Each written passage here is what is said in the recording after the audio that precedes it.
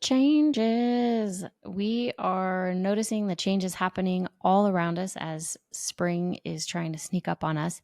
And that inspired us to have a whole episode about embracing change, whether it is something you're looking forward to or something that sneaks up on you. Welcome to the What Could Go Right podcast. I'm Emily Orton. And I am Eric Orton. And on this podcast, we try to talk about how you can thrive as a person, a partner, and a parent, personal growth, family connections, and parenting, I guess, adult kids.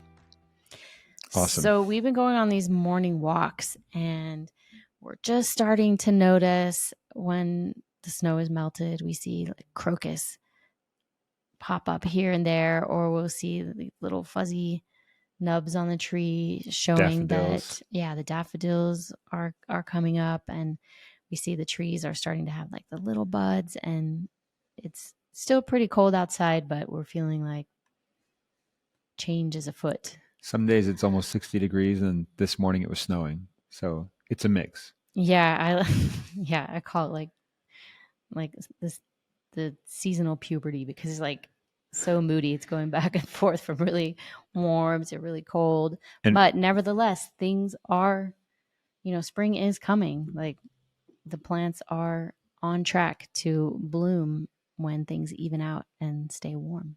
And we're kind of recovering from our daylight savings overhang that just throws me. I don't know where this will pass land. The law, make it stop, please, Congress. I beg you. I don't know where this episode will appear in relation to daylight savings, but it's already over for us. So it's in the past. It takes us many days to get over it. So let's talk about that, because that is a change that is really hard for us to embrace. We're just like, you know what? We're just going to sleep in an extra hour. That's how we embrace that change. We adjust our schedule. Make the clock whatever you want. I'm still going to sleep. Exactly. I wish. Well, we do it to some degree. Yeah, for sure. Until we're like, okay, I think I'm ready to. But the kids, Lily still has to go to school. Yeah. Same anyway. So, we just adjust on a slower schedule than the rest of the world, I guess. But in a lot of things, we actually are pretty good at embracing change. And when it's something that you're looking forward to, somehow it seems easier. But what are some of the ways that you approach change that you might describe as embracing change when something's changing for you? You're asking me? You. Okay. First of all, here's my approach, is that I know that change is happening. What's the adage? There's like... the only constant is change. The only constant is change, or three things are certain: death, taxes, and change. So change is coming no matter what. And, before we hit record, we were talking about seasons. Like, if you live in a certain part of the world, spring leads to summer, summer leads to fall, fall leads to winter, and winter leads to spring. It's inevitable. Change happens no matter what. And so I guess to your question, Emily, my feeling is that I'm going to go out there and pick the kinds of change that I want, the kinds of change that I prefer, because I know that change will come for me no matter what. And change has taken a lot of forms throughout my life, but it's the most fun when I'm choosing it for myself. And I like to think that change helps. There's benefit to change. There's benefits to going through change. But if I'm going to go through it, it's a lot more pleasant to choose the kind of change that I want. And in earlier times of my life, that was saying, I'm going to change jobs. I'm no longer growing. I'm no longer happy here. And I'm not about to get fired, but I'm leaving anyway. And I would go get a new job. Or I can't say that we really moved, because we just kind of kept our base in New York for a long, long time. So we never really changed where we lived, but we would change our physical surroundings by traveling. We're saying, we're going to go camping this weekend, and choosing that kind of change and it's never easier to go camping than it is to stay home. It's always easier to stay home and just, watch a movie or something. But choosing those little things, the things that nobody's pressing on you, so often we won't make a change until somebody else forces it on us. Whether it might be like, oh, you get laid off, or you need, or now you're sick and you have to deal with this, or, you know, when you're younger and somebody breaks up with you, or, whatever. Or Some of when you're older and somebody breaks up with you. world, exactly. Happens all the time. For sure. So anyway, does that answer your question? You aren't necessarily saying how to embrace change. You're just saying you like to choose the change. I guess that's step one. Step one is to choose the change that I want rather than letting some arbitrary change come at me. Yeah. And I have two things I want to say about that. First, I really liked what you said about choosing to change your job, because you mentioned that you maybe realize that you're not growing anymore. And so you're not happy. And just that connection between growth and happiness. And so many times the growth happens when we're in a season of change. Mm-hmm. And I don't think we can only be happy if we're in the midst of disruption, because sometimes we've, finished a season of change, and we're able to enjoy and celebrate and reflect what we've achieved in that. And that can be happy as well. And then I would also say, going back to, if choosing your change is step one, I would say there's like a prereq, which is just recognizing that things have changed. And we don't always notice. The example that comes to mind for me right now is I have several siblings, and I have two little sisters that were the same height for a long time. And we kind of saw them as twins, even though they were, not, one was older and one was younger. And that one day, the two of them went up to my mom and they stood back to back so that she could see that one of them the older one was a full head taller than the younger one, because they couldn't wear the same size clothes, and like none of us had noticed. Mom, you need to realize that I'm 7 inches taller, and you can't just buy two of the same anymore. Is that what It kind of the was situation? something. It was something like that. So actually, I think a prerequisite for embracing change is acknowledging, identifying, being aware, like things have changed, or things are changing, or things are about to change. And you may or may not immediately have a plan in place for what you want to do about it.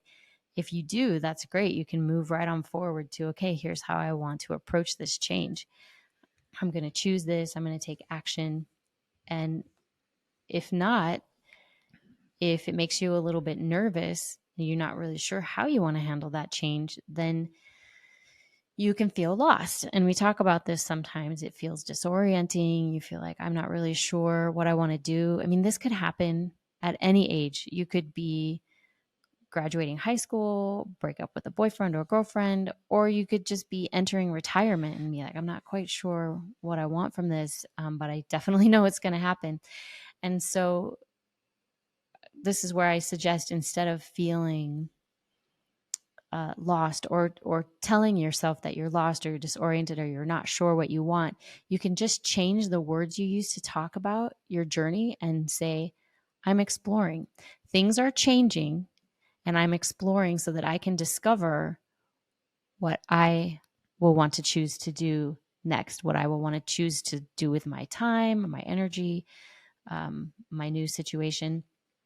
And for our new listeners, we in 2014 we moved aboard a sailboat and sailed for 2,500 miles with our 5 kids. It was a transformational experience for us, and one of the things that I loved most about it, or one of my biggest takeaways, was that because we had chosen that change, and it was a lifestyle that put us in change over and over and over again, we dealt with a huge amount of uncertainty in a really condensed period of time. And I was able to, and I think all of us, start to map out a path for embracing change. And the first was saying, things are changing. I feel disoriented about this. And so I am now going into explorer mode and I'm going to discover what I want to do about this. And then from there, I could start to pick a new destination, a new goal that I wanted for this relationship or this activity. And it's great because, yeah, we chose that for ourselves, but what we learned from it, we could then apply to things that just blow you sideways, like maybe a cancer diagnosis, or maybe you didn't choose to quit your job. Maybe you got fired unexpectedly. And then what are you going to do? And this same path helps you can say, okay, I'm in a new situation. I'm going to explore my options. And now I can decide from here, from a position of control and stewardship and choosing what I'm going to do next. And it just kind of helps you stabilize as you think about your future and embracing that change. Can I go on a little tangent Oh, here? please. I mean, I think that's what this show is about. This is welcome to the tangent episode. So I was listening. I was out skiing last week, and I was listening to my whole music library on shuffle.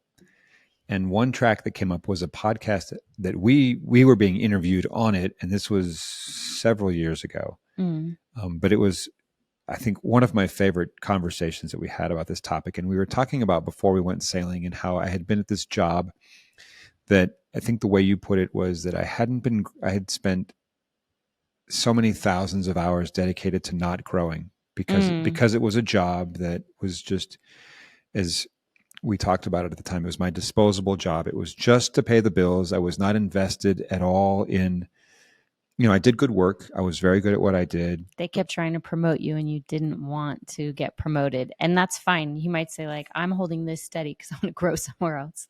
Well, that's what I want to get to is sorry. that no, you're fine. Just that it's okay to not change in certain areas of your life so that you can conserve energy and attention to the areas where you want to change. And so in this particular job, yeah, they did keep trying to promote me and move me to a time and a place where I would be more available to them, but it would cut into the times and places where I could do the things that I wanted to do. And it would take more energy, and it would make it harder for me to do the things that were most important. And the job that this job was doing for me was it was paying the bills, and it was providing for our family. And that's all I wanted out of it. And I never did anything. I never underperformed, but I was not interested in growing in this area of my life. And so I think it's worth noting that you don't have to be trying to grow in all the ways of your life. It is totally okay to say, in this area, I do not want to seek change. This is an area where I want to stay the same, where I'm comfortable and I'm happy and I like it the way it is. And you can use that as a way to conserve so that you have the capacity and the bandwidth and the energy to say, over here, this is where I want to change. And because I'm conserving in this one place, I have the capacity to grow over here. And I actually think that I don't want to get too like meteorological about, but that's what winter is. I think it's about conserving energy. The days get shorter. There's less sunlight. The leaves say, or the trees say, we can't sustain all these leaves. We're going to sort of retreat into ourselves so that we can survive through this window of time, this season of less sunlight. And then when the days start to get longer, as the earth gets to a different place in relationship to the sun, then we can produce, we can put out leaves, we can start photosynthesis again and all that sort of stuff. And so I just think it's okay to say, I'm going to not change so that I can change. Does that make sense? Yeah, I actually really like the winter metaphor and talking about strategic use of your energy, right? And I always think, why do we have New Year's resolutions, right? Like, who wants to be making big plans on January 1st, at least in the Northern Hemisphere? It's maybe the least inspiring. Go to the equator if you're going to make a New season. Year's resolution. It's the least in kind of new growth and inspiration season. We just randomly picked that day. Should make your resolutions now. I think, as yeah, spring is springing. You should make your resolution on the vernal equinox, right? Like, why don't we do it like March 21st or March 20th, whenever it falls, that seems like the perfect time. Whenever it springs. That's when we want to clean the house. We want to declutter our calendar. We've got all that sunshine kind of doing good things in our brain to make us feel hopeful. I actually don't believe you have to have, a whole holiday or a season to set a goal. I think you just set it whenever you decide you're ready to make a change, you can Start when you set start. it. Yeah. But it feels most natural to say, I'd like to, you know, do something grand, start something new when the whole world is starting something new right along with you. I love that. When the whole world is starting something new. At least half of the world, the northern half. The northern half. If you're in the southern half, then definitely that makes sense to do it in Do it January. in September. Do it in September when your spring is happening. Exactly.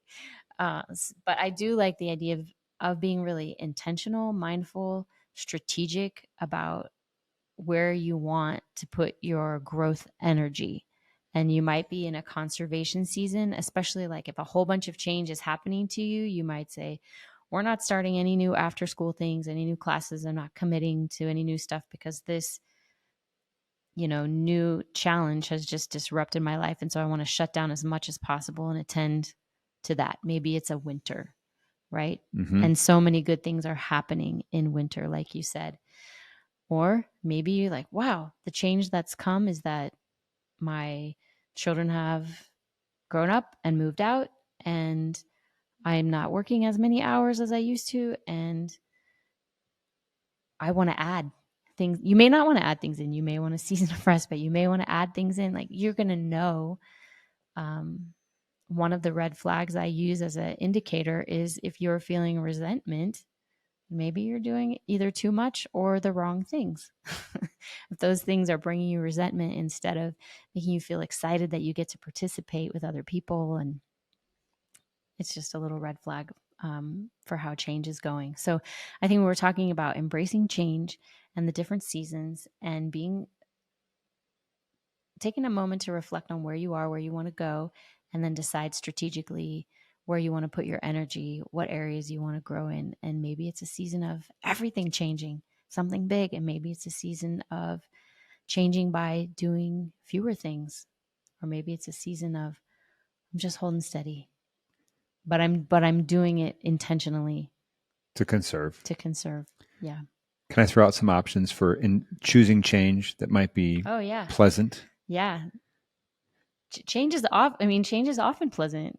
The, Eric's mom always says, we love to quote her. She says like a change is as good as a rest. As a rest. A change is as good as a change is as good as a rest. And I lived by that for a long time. Whenever I was feeling tired, I would change something, rearrange my bedroom or start a new activity or anyway, just switch it up because you can feel energized by that. So speaking of feeling energized by change, maybe the thing that you want to change is you want to go somewhere really beautiful and restful and restorative. And so if so, we've got you. You've heard us talk about these sailing trips that we do, and I just want to tell you what's on the menu because maybe you're not listening, maybe you don't get our emails just yet, or maybe you just haven't been in a place where we've shared them. But we have some fun trips coming up this year, sailing trips. We take people out. It's about 8 people per trip, sometimes a little bit more. When this podcast airs, I'll be heading to Mexico for my second time going to the Sea of Cortez. I'm really excited because it's such a beautiful place that I discovered it was the first time for me last December, and it's stunningly beautiful. And I'm excited to go out with a group there. But that's just our spring. But we've got summer, fall, and winter coming up. So, okay, if I just rattle off. Yeah, so many seasons that you're going to be captaining these beautiful places. So this summer, we're going to be in Greece. So if you have any interest in sailing in Greece this summer, drop me a line. We're also going to be in Italy, right across the way. So July, August, September, we'll kind of be in that part of the world. So Greece and Italy. And then we're going to go to the other side of the planet, Thailand, Asia. So if you have any interest in going to Thailand, we've already got some trips planned there, and I'll be over there and happy to do another week if you want to come over there and sail, scuba dive. I hear the scuba diving is just out of this world. That's what I've heard too. That's what I've heard. Thailand, yeah. Somebody, a diver that I was talking with, she said, you have to like wave the fish out of the way to see the coral reef. I was like, I'll believe that when I see it. But happy to report back or come find out with me. And then as it turns into winter in the Northern Hemisphere, we're going to go some places that are really warm. So we're going to go to the Bahamas, to the northern part, to the Abacos Islands. We're going to go to the Virgin Islands, which we know and love, and always love introducing people to them. And then we're going to go to the Bahamas again in February, the southern part, the Exumas. And so if any of those places or trips sound fun or interesting to you, let's talk. Even if it's not a match for this year or this season, I just love people knowing what they are, being aware of them, and answering all your questions, because people are like, where do we get food, or what's the boat like? Or anyway, I love answering those questions. So we'll have a link in the show notes where you can sign up for a time to chat with me, and I'm happy to Q&A through that with you. But anything else you want to say about change through sailing trips this year before we wrap it up? Well, this has been actually a change that we've chosen. We've done a couple of things differently with our sailing trips this year, which has been an experiment, right? Yeah. Like we used to always go together, and these trips, Eric has been going just him, not me with him, and um, we've I miss you. we've divided the labor where I get all the food information and prepare the food. So I'm still supporting, and I'm in communication with you, but I'm not on the boat with you. And Now, like, most of the people don't want to go anymore. They're like, oh, family's not going to be there. Like, whatever. I may be showing up in some of these trips that he's talking about. It's to be determined. But what has been fun is that we took this whole year to do exploratory sails. So we knew a couple of areas pretty well. We'd been there before, but Eric wanted to branch out and try some new areas. And so, like you said, La Paz was a new one, and some of these will be new. Like Thailand is going to be Thailand new will be for you. new. We haven't been there before, And so where we're going in Italy will be new to me. I mean, I've sailed in Italy, but not this particular spot. So sorry. yeah. So just that it's been a change, and in how we've worked together, and it's been a change in locations. And we were teaching a lot of our coaching framework for you to be more deliberate in your life, to go from drifting to navigating, and have not all the control, but recognize more control that you have, and sharing our plan for that. And these trips are literally not that at all. It's just, you're just going sailing. You're in these beautiful locations. You still have great conversations with Eric, but it's a little bit. Sometimes we sneak in a little bit, but not. We don't do a lot of life design, but there's some of it. And so it's just been us experimenting to see what's working best for you, what's the most fun for you. And what we found is that people really love coming on these trips because they have just the right amount of support to try something new, where they can raise the sails, like drop the anchor, steer the boat, but not feel like it's all on them, or they're going to be tested. They get to cook in a kitchen, and it's one of the great ways to make new friends. And so, yeah, those are some of the things that have been really fun about the sailing trips this year. And I'm gonna. This is somebody who sailed with me recently, and she hasn't said yes for sure. You can share this, so I'm not going to say her name. But oh, okay, yeah, we just got this message yesterday. It was so fun. This was just a great message. She says, "What an incredible trip! Adventurous, breathtaking, challenging, and relaxing, all at the same time. And so great to meet such wonderful people. I really feel I came back a little different, a little better person, ready to try new things, find more joy, and have adventures." Man, that is what I hope every person feels after these trips, because that's a large part of why I go, because I feel that, and then I love people getting that takeaway. So that was a really great message to receive. Yeah, it's just like a breath of fresh air for your whole way of thinking and your whole soul, life. your body, your heart, your mind.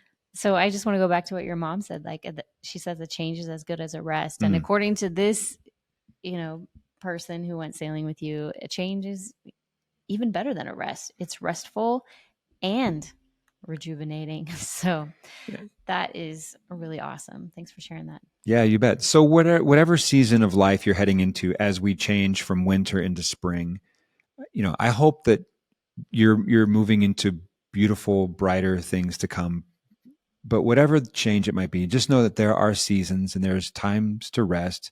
What's this? What's the in Deuteronomy? There's a time in it. There's a time and a season for all things. There's a time to, the whole song. You guys can let us know in the comments. Yeah. We're just riffing here, but that there's a time for seeking growth. There's a time to rest. There's a time to reach out. There's a time to stay close and home. And anyway, just I hope that you're enjoying the season that you're in, and that you're looking forward to the season to come. And if you're needing change, just know that you can go out there and you can find it, you can seek it, you can choose it, because it will come for you. And I hope that you're able to move into changes that you want, that will make your life better. That's my wish for you. Anything else, my love? Yeah, we always love to end this episode with a question to think about. What could go right? Thank you for listening.